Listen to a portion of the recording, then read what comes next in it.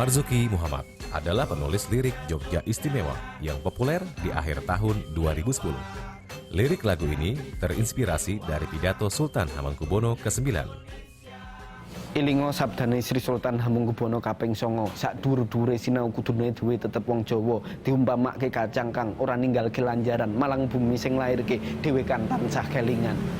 Ya, saya masih memenangi Sri Sultan waktu masih hidup ya, maksudnya waktu itu saya SMP ketika Sri Sultan Hamengkubuwono ke-9 wafat gitu, dan ya dulu dia benar-benar raja yang sangat dihormati gitu, dan bukan hanya di Jogja saja gitu, maksudnya hampir seluruh Jawa menghormati beliau, dan bertemu beliau itu ya benar-benar kayak bertemu raja yang menghormati raja yang benar-benar, meskipun dia sendiri mungkin tidak begitu menikmatinya diangkat seperti itu gitu, tapi ya kalau ketemu dia melihat dia di upacara atau di kirap gitu aja, bangganya luar biasa.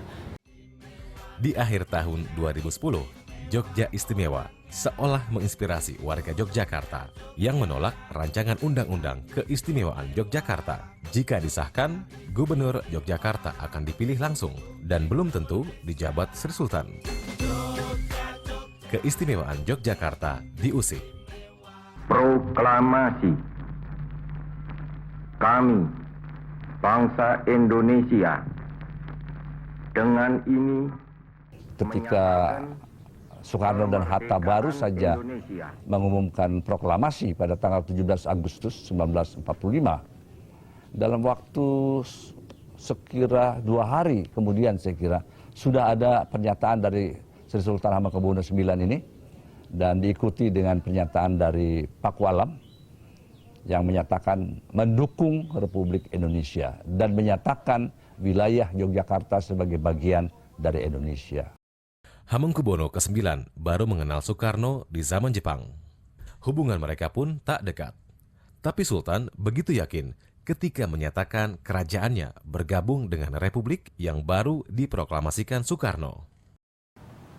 Beliau kan pemerintahan bersifat kerajaan itu kan mengintegrasikan diri, bukan melebur ya, tapi mengintegrasikan diri menjadi bagian dari Republik. Kalau melebur kan terserah pemerintah pusat mau diapain kan gitu. Gitu loh. Sultan membuktikan dukungannya kepada Republik Indonesia tidak separuh hati. Ketika tentara Nika Belanda kembali ke Indonesia dengan menumpang sekutu tahun 1946, ibu kota Jakarta menjadi sasaran kekerasan dan teror. Mengundang baik Presiden Soekarno dan Wakil Presiden Hatta maupun para pemimpin yang lain, para anggota kabinet dan keluarganya untuk mengungsi dari Jakarta yang mulai diduduki oleh Belanda ke Yogyakarta. Dan selama para pemimpin politik kita itu mengungsi di Yogyakarta, semua kehidupan mereka dibiayai oleh keraton. Keraton Yogyakarta itu bangkrut, boleh dikatakan. Habis keuangannya untuk membiayai para pemimpin politik kita. Kamu tidak usah cari uang kesultanan di Java Sebang. Ya kan? Kamu tidak usah mengatakan sama rakyat Indonesia untuk membuka bahwa kami membantu perjuangan. Karena kami dasarnya ikhlas, bukan ingin minta bagian.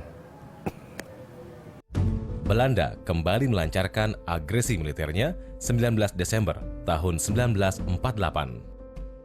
Presiden Soekarno dan pemimpin negara lainnya ditangkap dan diasingkan ke Bangka. Sultan yang menjadi tahanan di rumahnya sendiri di keraton menyusun strategi. Soeharto menyelundup ke dalam keraton dengan memakai pakaian abdi dalam. Kemudian dipertemukan dengan Sultan di salah satu ruangan rumah Prabu Ningrat, rumah kakak Sri Sultan. Itu sekitar pertengahan bulan Februari tahun 1949. Nah, waktu itulah dirundingkan agar Kolonel Soeharto melakukan serbuan gerilya ke Yogyakarta ditetapkan tanggal 1 Maret. Serangan umum 1 Maret tak hanya mengobarkan semangat perlawanan rakyat, tapi juga menguatkan posisi tawar Indonesia di PBB. Serangan ini membuat Soeharto bertepuk dada mengaku sebagai pihak yang berinisiatif menggagasnya. Rakyat semua tunduk pada Sultan dalam masa pendudukan itu. Bagaimana bisa ada serangan dan rakyat itu mendukung kalau tidak ada perintah atau dukungan Sultan? Bahwa saya untuk dipilih.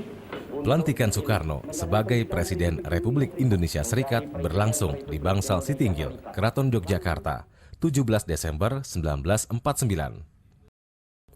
Sebulan sebelumnya, Belanda yang dikecam dunia internasional karena agresi militernya, akhirnya mengakui kedaulatan Indonesia melalui konferensi meja bundar di Den Haag, Belanda. Di Jakarta, penandatanganan naskah penyerahan kedaulatan dilakukan oleh Sri Sultan Hamengkubuwono ke-9 mewakili Indonesia dan A.H. Loving, Wakil Tinggi Mahkota Kerajaan Belanda. Beliau menandatangani penyerahan kedaulatan RI di Istana Merdeka. Esok harinya, tahun 50-an, permulaan, Bung Karno datang yang menjemput Sultan Hamengkubuwono dalam mobil terbuka. Maka Bung Karno masuk ke mobilnya, didampingi Pak Sultan, masuk ke Jakarta, menuju ke Istana Merdeka. Rakyat, saya masih ingat, waduh, banyak sekali.